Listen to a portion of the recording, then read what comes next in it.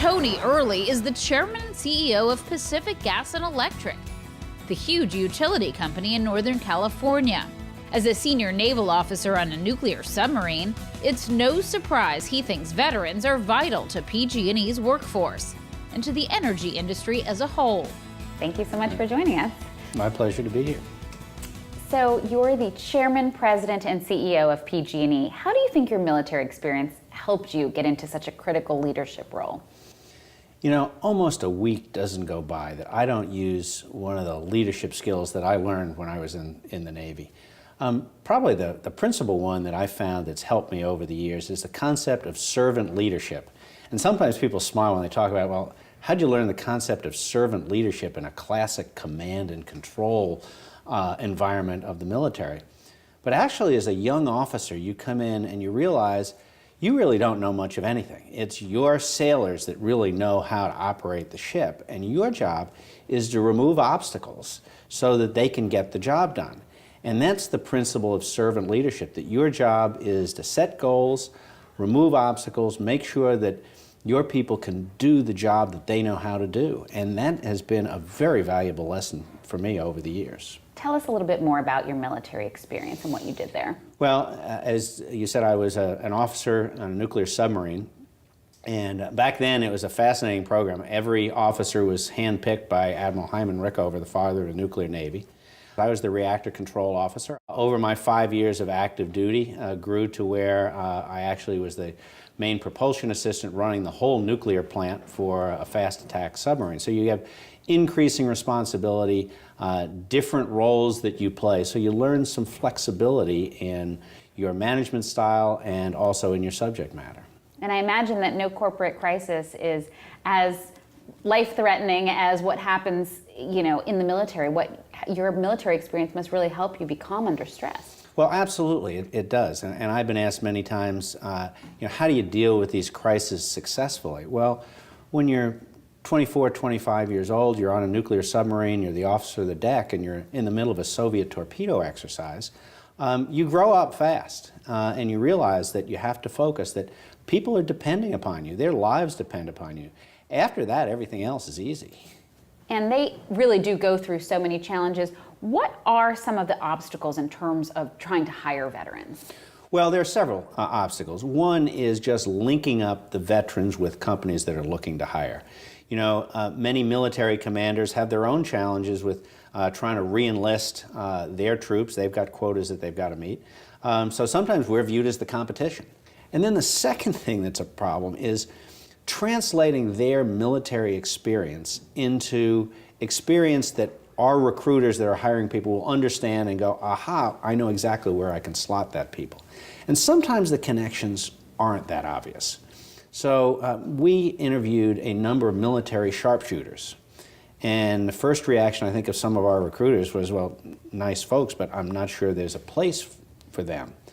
And yet when we talked to them and started to learn about their skills, the focus that they have to have, the discipline they have to have, the teamwork that they use to work together. These are all very valuable leadership skills that we wish all of our incoming employees had.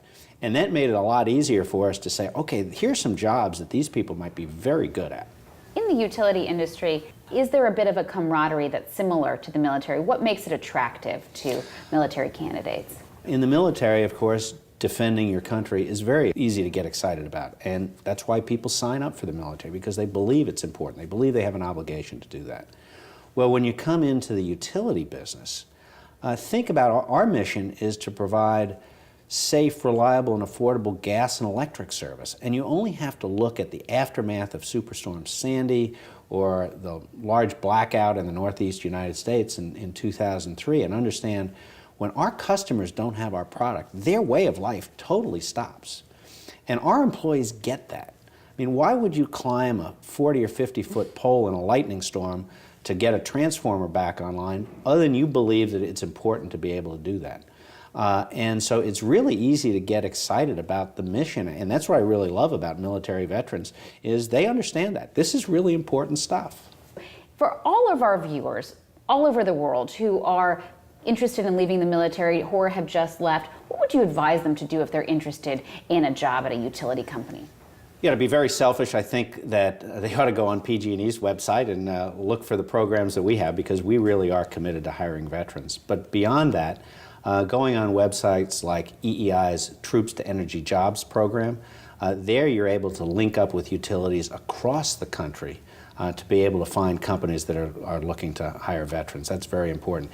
And that initiative of finding companies that really have committed to hiring veterans is important. And I'll tell you one personal story. So one of our employees, Eric Varela, was a veteran. He was in the Army, had gone through a very difficult deployment in Afghanistan, got out of the military and came back to California, could not find a job, and ultimately found himself homeless.